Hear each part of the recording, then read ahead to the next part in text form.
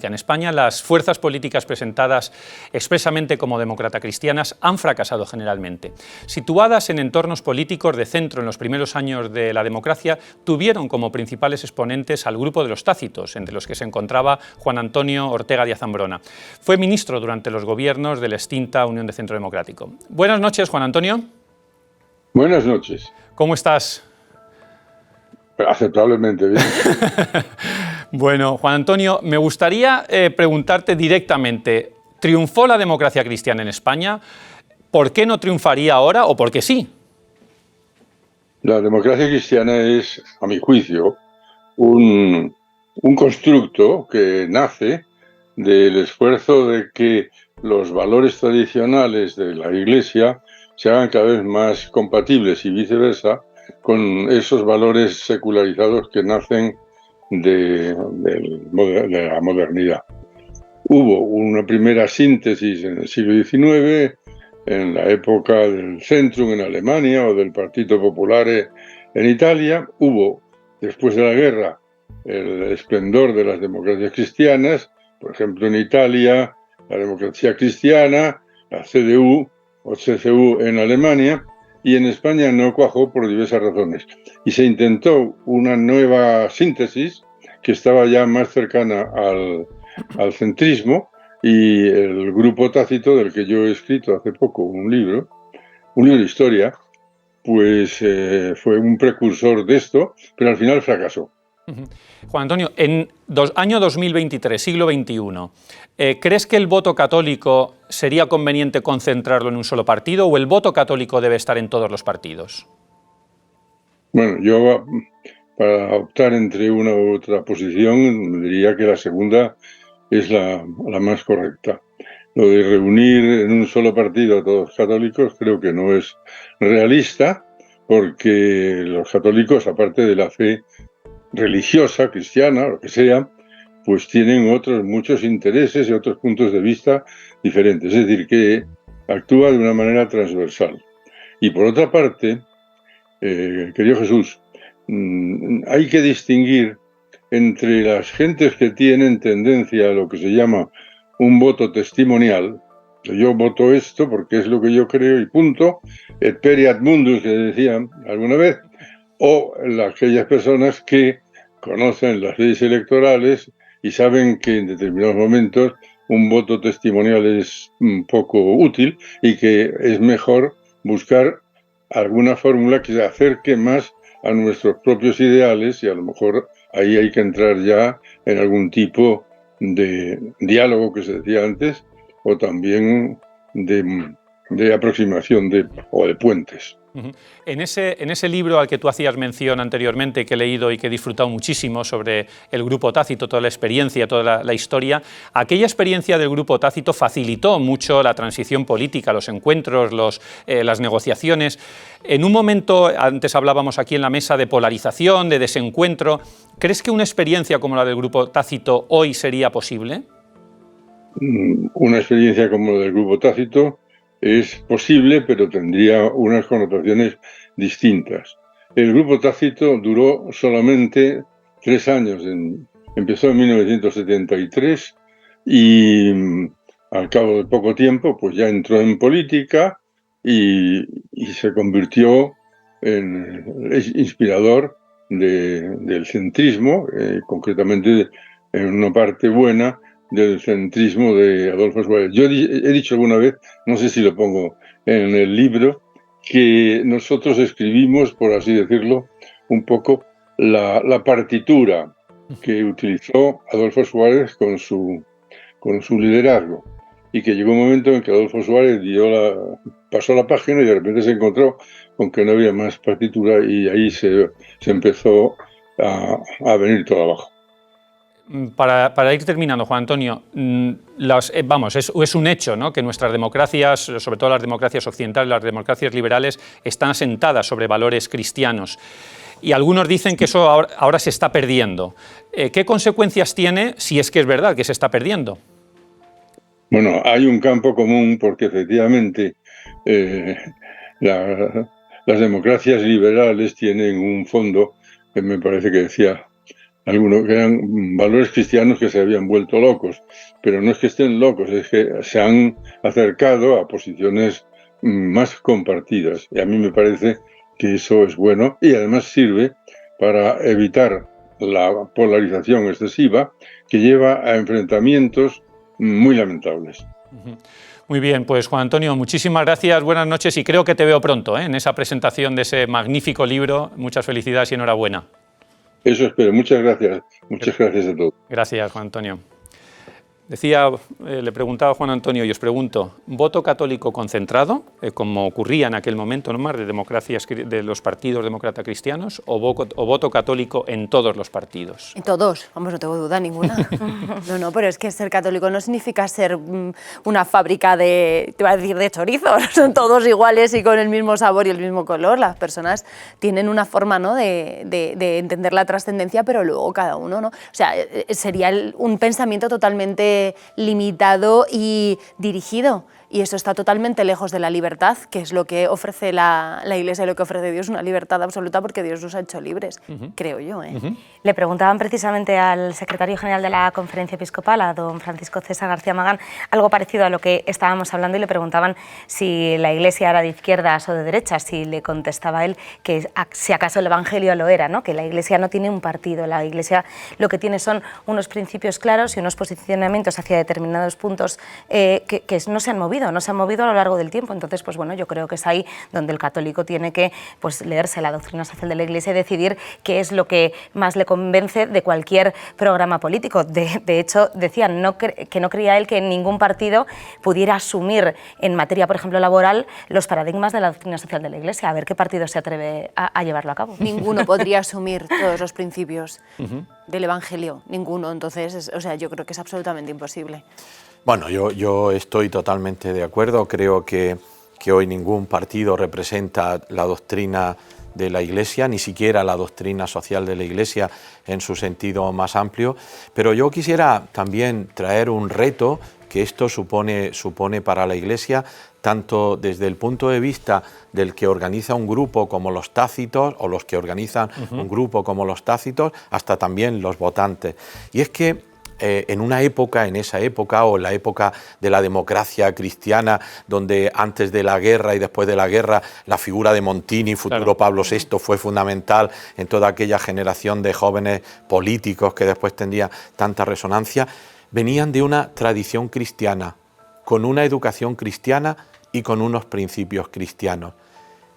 Uno de los grandes retos de la Iglesia en España es esto, es hacer cristianos, es dar una formación cristiana, es tener una buena iniciación cristiana, es hacer que los cristianos entren en la vida pública, entre ellos en la vida política, pero en la vida pública en general, desde sus propios principios cristianos, que no son principios partidistas.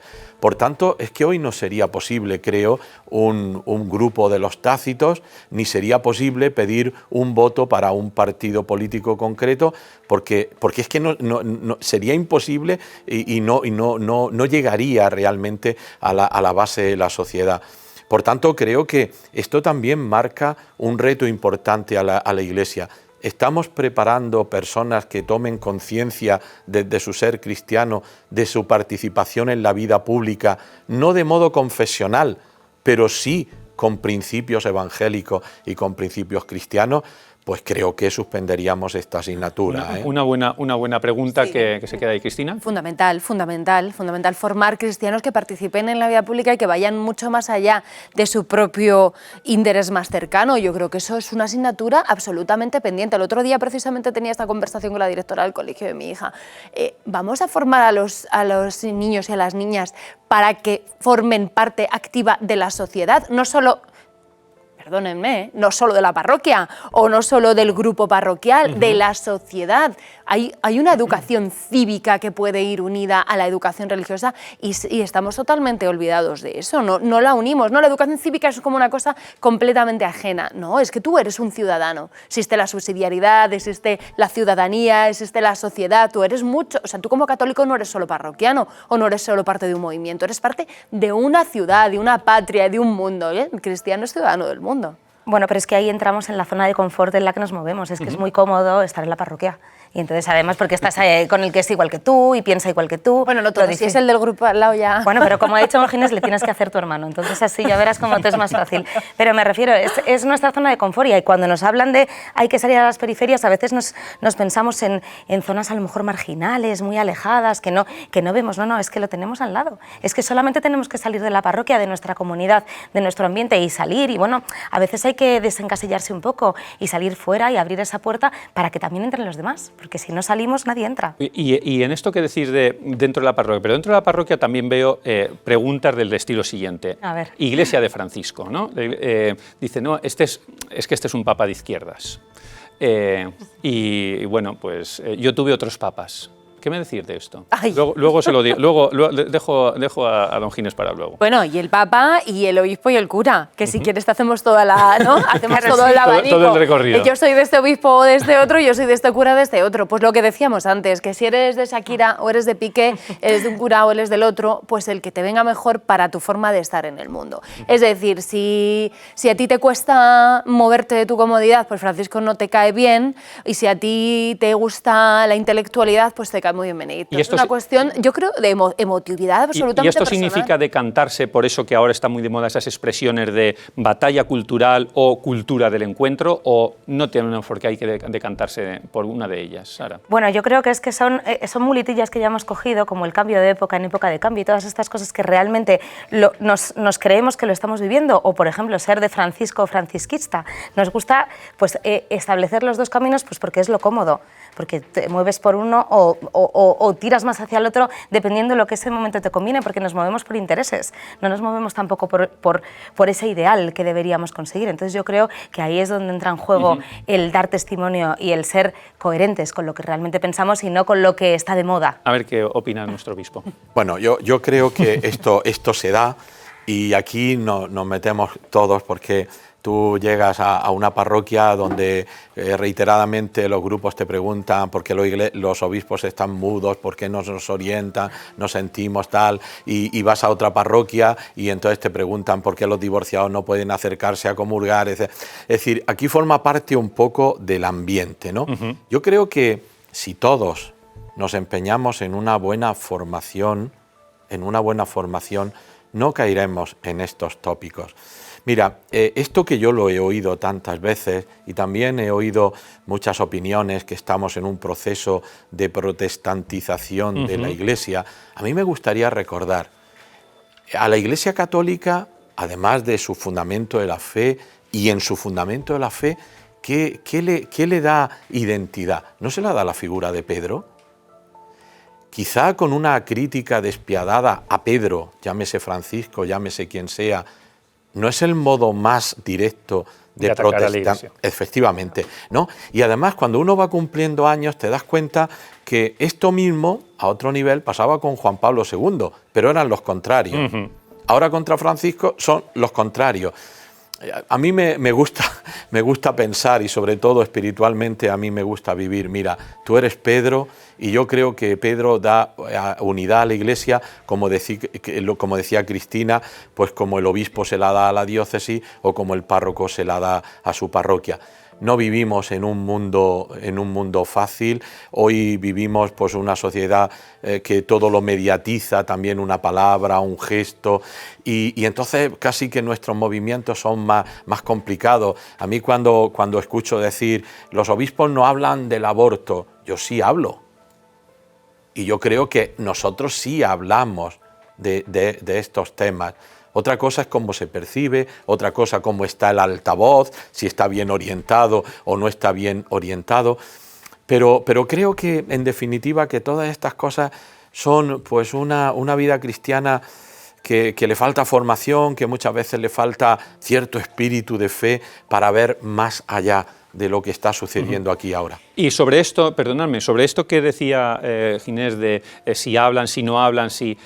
En los liderazgos en la Iglesia, ¿faltan liderazgos en la Iglesia? ¿Son nuestros obispos líderes? ¿Tienen que ser solo ellos los líderes? Tienen que empezar, y yo creo que ya están empezando, a entender que los laicos también pueden ser líderes. Y estamos en ese proceso, en el que tiene que haber una Iglesia sinodal y compartida, ¿no? En la que tiene que haber también profesionales que puedan liderar determinadas áreas, porque la Iglesia tiene muchas áreas de funcionamiento y de trabajo, y hay mucha gente profesional que puede participar de esas áreas, ¿no? Y yo creo, ahora mis compañeros de la mesa lo dirán, pero creo que estamos en ese proceso.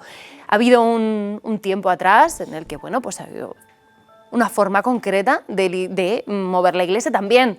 Tenemos que salir de la opacidad. Más clerical, ¿no? Bueno, sí, más clerical y más opaca también. Oye, ahora hace poco, esta semana ha salido la Fundación AZ haciendo una encuesta sobre transparencia. Ya hablamos de transparencia, ya nos estamos poniendo las pilas en la transparencia y nos estamos poniendo las pilas en dejar a los laicos, y no solo a los laicos.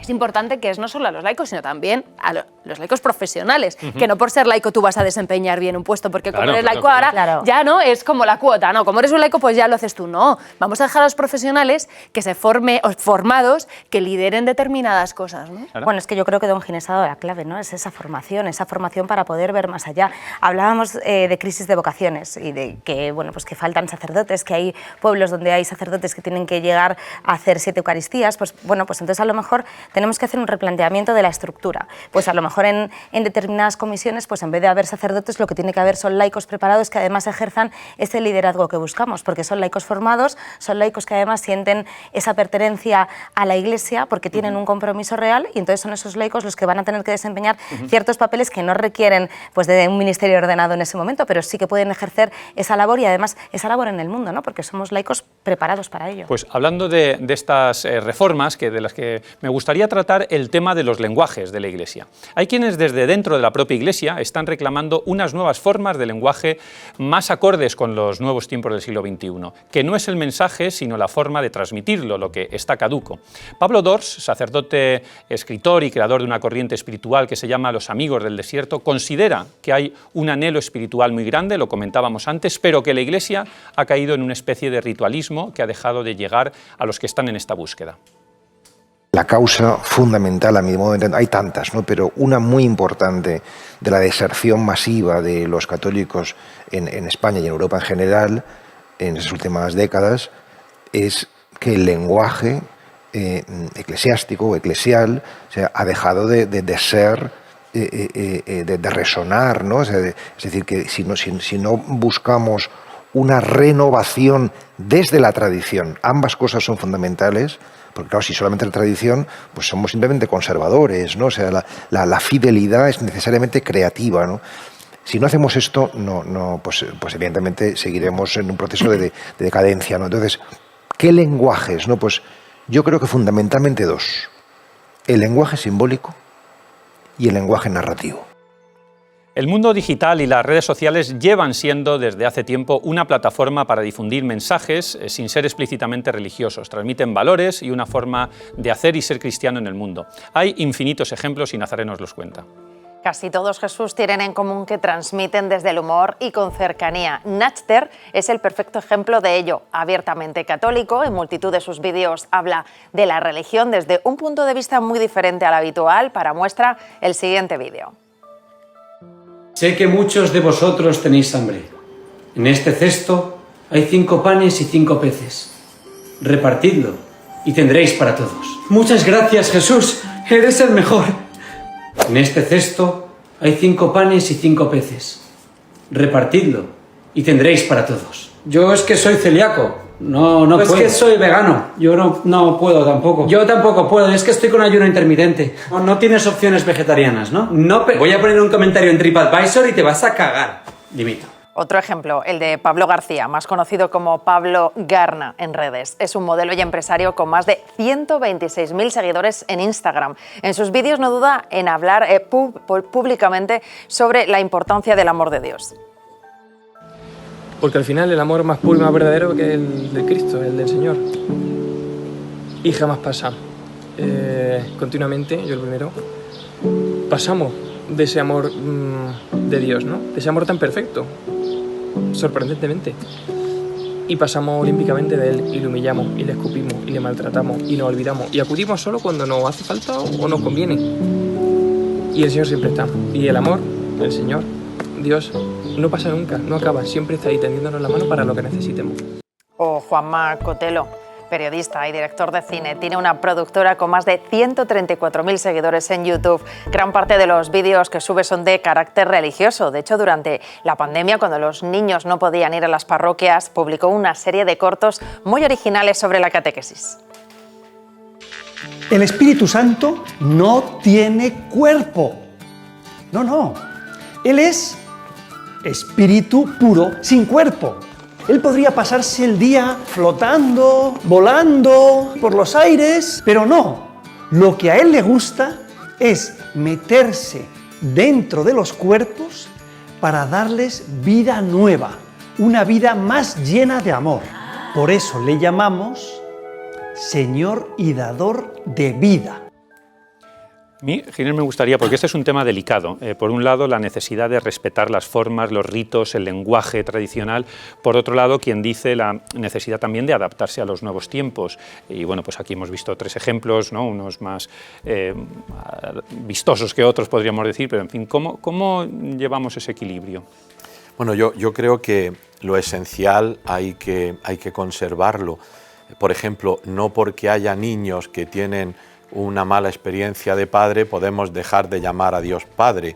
No porque mis hermanos se lleven mal conmigo, puedo decir que todos somos hermanos, o no porque para hacer más asequible la Eucaristía me puedo cambiar los signos, incluso el rito de 2000 años, porque es esencial. Pero yo creo que lo decía Pablo Dors, manteniendo la tradición con mayúscula, lo esencial, el modo sí podemos, y no solo podemos, sino que tenemos.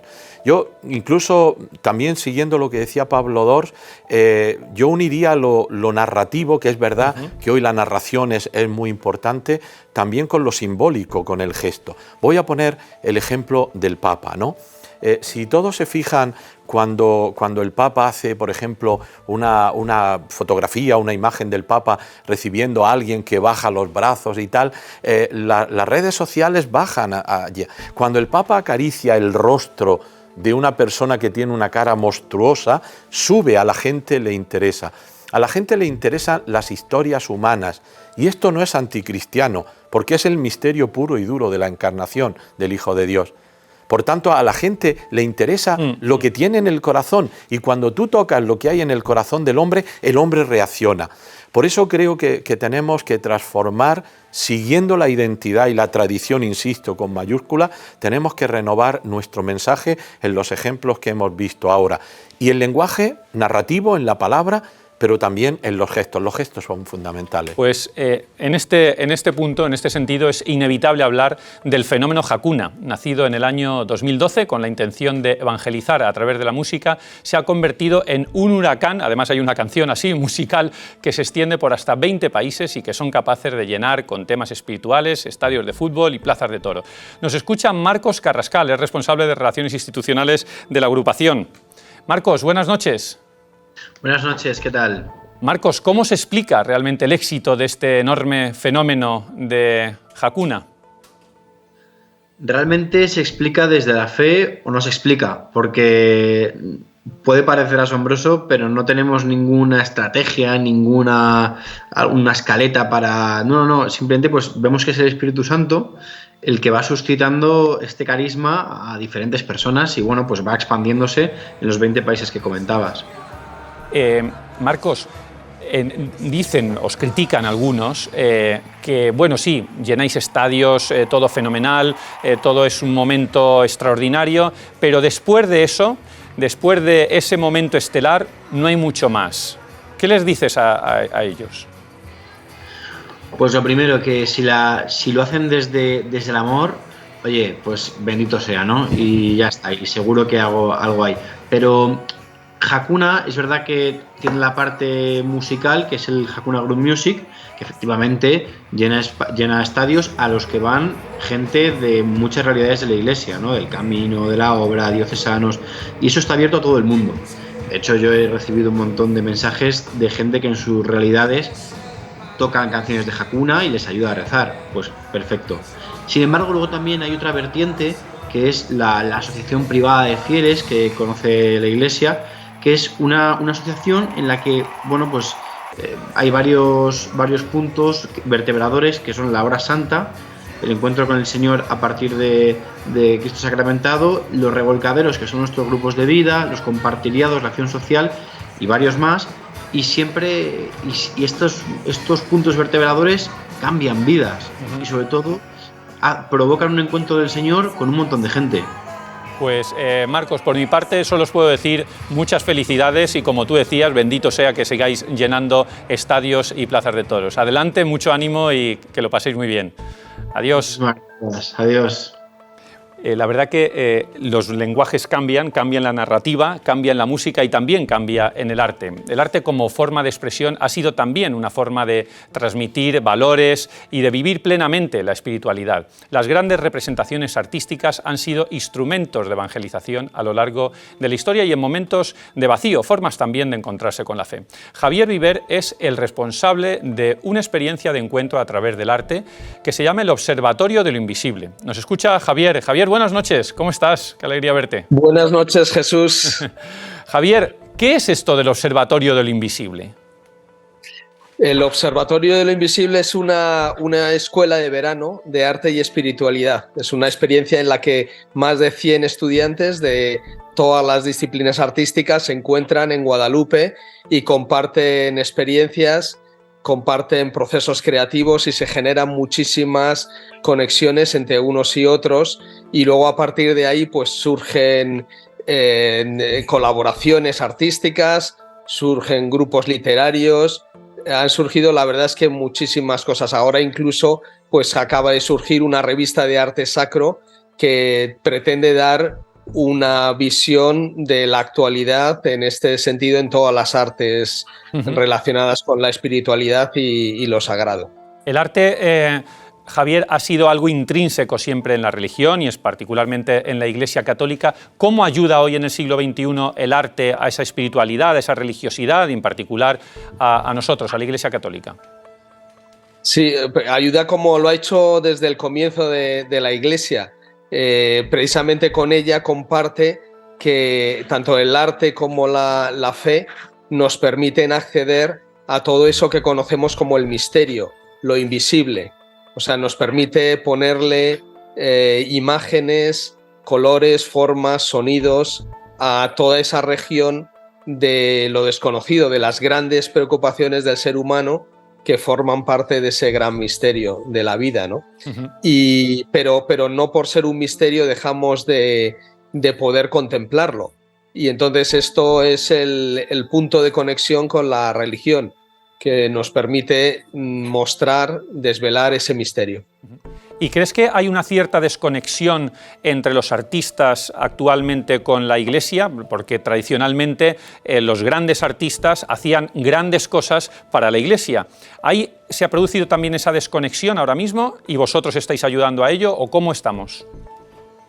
Sí, nuestro objetivo, desde luego, el objetivo de la Fundación Vía, que para eso la constituimos, es acercar y establecer puentes entre los artistas actuales, los mejores artistas actuales y la Iglesia, de tal forma que se produzca eso que desde el origen, desde los primeros tiempos, los primeros siglos, fue una constante. Los mejores artistas trabajaron para la Iglesia y allí desempeñaron pues gran parte de sus obras maestras, ¿no? Entonces eso, que es cierto que el siglo pues ya sucede, el XIX, el XX y ahora en el XXI pues hay una desconexión, pues queremos que esto, digamos, se vuelva a reanudar toda esa conexión maravillosa que ha habido entre la Iglesia y los artistas. Para eso escribió el propio Juan Pablo II una carta, ¿no? Invitando a que esa desconexión pues se cerrara, ¿no? Y volvieran a colaborar artistas y los que tienen la responsabilidad de encargar obras de arte dentro de la Iglesia. De acuerdo, Javier, pues muchísimas gracias y buenas noches. Un placer de nuevo verte. A ti, Jesús, un fuerte abrazo. Adiós, Javier, adiós, buenas noches. Nos quedan muy poquitos minutos y nos quedarían miles de temas por abordar. Hay temas espinosos siempre en la Iglesia en los últimos tiempos y ahora os miro más al tema de la comunicación, como es el tema de las inmatriculaciones, el patrimonio, que la Iglesia da un mensaje de los pobres, pero luego tiene un enorme patrimonio, el tema de los abusos. ¿Son problemas de comunicación? ¿Son problemas reales? ¿Son las dos cosas? El tema de los abusos, por ejemplo. Bueno, yo creo que el tema de los abusos no es propio solo nuestro, sino que es un tema que está en la sociedad y como nosotros estamos en la sociedad, pues también nos ha afectado. Quizá hemos llegado tarde, bueno, hemos llegado tarde a la hora de comunicar lo que la Iglesia llevaba trabajando también en materia de prevención, en materia de cuidado, en materia de estar cerca también de las víctimas y de hacer esa labor de acompañamiento. Es posible que nos hayamos equivocado a la hora de comunicarlo. Yo creo que la Iglesia ha hecho una gran labor a la hora también de pedir perdón y yo creo que desde los papas hasta los obispos, hablamos del caso de España, la propia Conferencia Episcopal ha reiterado en muchas, numerosas ocasiones, bueno, pues ha pedido perdón, pero sobre todo lo que ha hecho es también trabajar. Me gustaría que otras instituciones que también se han visto pues, afectadas por esto trabajen de esta misma manera, ¿no? Se han creado unas oficinas diocesanas, se ha creado también una oficina central dentro de la propia conferencia para... O sea, yo creo que sí. Cristina.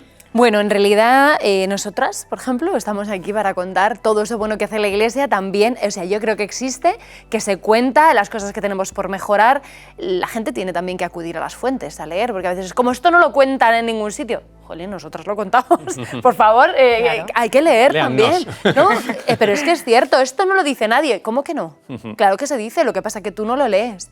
Se dice y la Iglesia está perdiendo también el miedo a comunicar, porque también teníamos la falsa creencia de que lo que hace tu mano derecha no lo haga la mano izquierda, pero, o sea, lo que no sepa la mano derecha es para la mano izquierda, pero se hacía y ahora estamos todos trabajando en conjunto para que eso se sepa y se sepa de una manera profesional y bien contado. Así que quien diga que eso no se cuenta, pues que acuda a la fuente. Tenemos muchos temas, por supuesto, como dice Sara, vivimos en el mundo y tenemos muchos temas espinosos, pero también tenemos grandes buenas cosas en la Iglesia. Hemos hablado de la Iglesia jerarquía, de la Iglesia religión, de los grandes temas elevados, pero tenemos luego miles de asociaciones de fieles, miles de organizaciones, Cáritas, Manos Unidas. Ginés. Sí, la realidad de la Iglesia es desbordante, es de una vitalidad tremenda.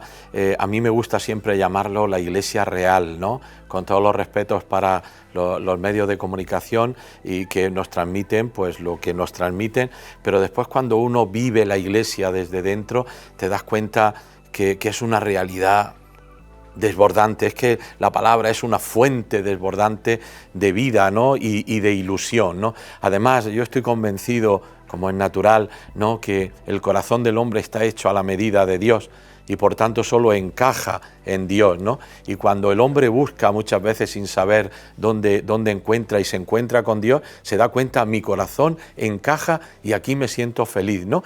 Y la Iglesia y la religión lo que tiene que hacer es propiciar ese encuentro, así la palabra religión, propiciar el encuentro del hombre con Dios. Tenemos muchas deficiencias, es verdad, y yo soy testigo de esto, cómo hemos cambiado en estos últimos años, el miedo que tenemos muchas veces a comunicar, incluso a los comunicadores, pero en muchos aspectos estamos cambiando y yo creo que para bien, y esto será una constante en la vida de la Iglesia, responder a los grandes retos de la evangelización en el mundo. ¿Y cómo, recogiendo esto que dice Ginés sobre la comunicación, hemos empezado hablando el programa de un posible invierno, ¿no? En vocaciones, en católicos que van? ¿Cómo podemos ayudar a la Iglesia para que siga siendo esa institución esencial que ha sido a lo largo de la historia para toda la humanidad? Seguir contando el mejor mensaje que tenemos, que es el tesoro que queremos compartir, y contarlo bien. Bueno, pues con programas como este. No, pues es verdad que los medios de comunicación y también la Iglesia tiene esa, bueno, pues esa ventana abierta, ¿no? A través de Alfa y Omega, a través de todos los medios de esta casa que lo que buscan es, pues dentro de dar ese mensaje, ¿no? Y contar el día a día, pues contarlo con esa otra cara amable, contarlo a través de los rostros de las personas, de las historias humanas que decía don Ginés. Yo creo que es ahí, ¿no? Porque no nos tenemos que fijar solo en cifras, sino también en todas esas personas que que están detrás de las cifras y que también forman parte de la Iglesia. Y muy rápido, también sería muy interesante que nos llamaran de otros medios. Por supuesto. O sea, entendedme, no estar siempre en nuestros propios medios. Salirnos un poco de la endogamia. Sino salir de la endogamia y poder participar y hablar de la en zona otros de medios confort, de comunicación. salir de la parroquia. Desde luego que sí. Pues Ginés, Sara, Gracias. Cristina, muchísimas gracias. Ha sido de verdad un placer estar aquí esta noche con todos vosotros. Muchas gracias a todos ustedes por seguirnos cada sábado. Ha sido un verdadero placer acompañarles cada semana en este espacio en el que hemos intentado buscar respuestas a las grandes preguntas que la sociedad del siglo XXI nos plantea. Desde la Fundación Pablo VI nos despedimos de todos ustedes, pero el programa sigue cada sábado. Muchísimas gracias por su confianza y hasta pronto.